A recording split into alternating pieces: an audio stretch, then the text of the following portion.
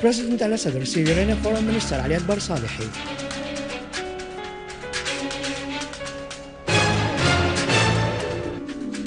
Our armed forces carry out several operations in Aleppo, inflicting heavy losses on terrorist groups. Russia halts the activity of the American Agency for Development on its territories.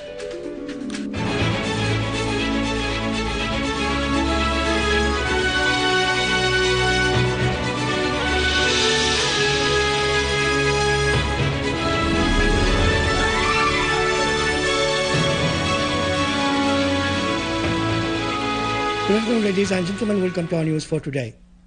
President Bashar al-Assad today received Iranian Foreign Minister Ali Akbar Salihi. Discussions focused on the latest developments and the situation in the region.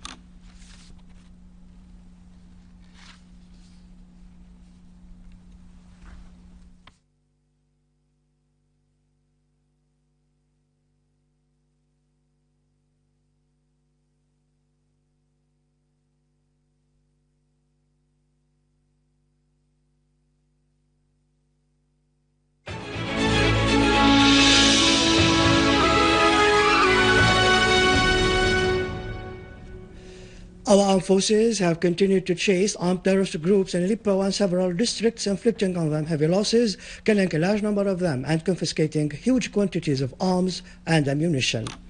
In Aleppo, an army unit carried out two operations in Bustan al-Qasr, the first in a wedding hall, and the second in al-Fida school. The terrorists sustained huge losses. Army personnel also killed a large number of terrorists and destroyed an ammunition warehouse near the cultural center Omar ibn al-Khattab and bakery Al-Firdaus housing complex. Security men meanwhile captured several members of the terrorist group in Saif al-Dawla neighborhood in the city. The Syrian Arab Army also carried out an operation near the Vocational Training Institute in Maysalun neighborhood, killing several terrorists and wounding dozens. They confiscated Israeli-made weapons, BKC machine guns, RPG shells, sniping and automatic rifles, and sophisticated communication equipment. In Maskana and the governorate suburbs, an army unit destroyed a terrorist hideout, killing 3 gunmen at the forage establishment and destroying 3 vehicles as well as 2 pickup jeeps equipped with Doshka machine guns east of Mayer neighborhood.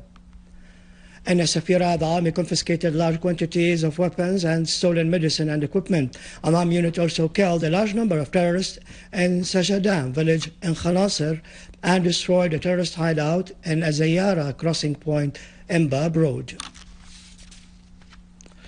In Homs, our armed forces carried out a qualitative operation killing dozens of terrorists and destroying an ammunition warehouse in Babhood in the city.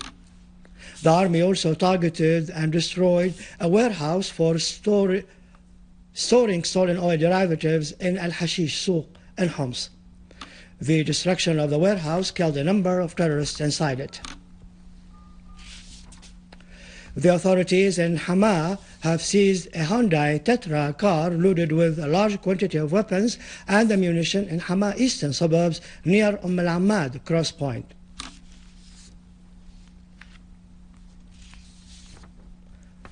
In the Damascus suburbs, the authorities were able to liberate 4 employees at the power station in Al-Hajar al-Aswad who had been held by terrorist gangs. It is to be noted that the army had dealt severe blow to terrorists in Al-Hajar al-Aswad neighborhood, killing and wounding a large number of them. Aoudi gas station and the area surrounding the telephone center were cleared of terrorists. According to a military source, the terrorists used during the clashes with the army various kinds of weapons, particularly sniping rifles, machine guns, and explosive devices. Some of them fled in the direction of Al-Buwaida and Spain. The source stressed that the armed forces will continue their operations until security is restored to the areas in Damascus suburbs. The authorities clashed yesterday with a terrorist armed group that spread panic in Zabadani in Damascus suburbs, assaulting citizens and vandalizing their homes.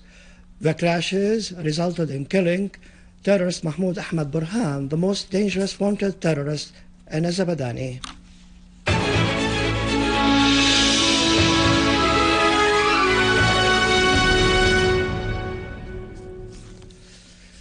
The Kremlin ordered the U.S. to halt work of the U.S. Agency for International Development in Russia by October the 1st. The move is a blow to the Obama administration's avowed reset in relations between the U.S. and Russia, prompting leading Republicans to demand a strong U.S. response. The U.S. State Department confirmed it had received the Russian government's decision to end the agency's activities in the country. The Syrian government condemned the US-Zionist film Innocence of Muslims, which offends Islamic values, pointing out that producing, funding, and directing the film is a shocking act, as it defies moral and human logic. In a statement, the government said that the film constitutes a part of a Western project that aims at destroying the nation, harming its values, fragmenting its structure, and distorting its heritage. The Syrian government calls upon all countries of the world not to show this film because it represents an offense against religious values and a flagrant distortion of all symbols of humanity. Finally, in Afghanistan, protests against the anti-Islam film flared up in the capital, Kabul. Protesters burned the American flag and an effigy of US President Barack Obama, expressing outrage at the offensive film and calling to hold the offenders responsible for showing disrespect to Islam and Muslims. With this, we end our news bulletin for today. For more information about Syria and the region, you can visit our website in English, syriaonline.sy. Up next, the latest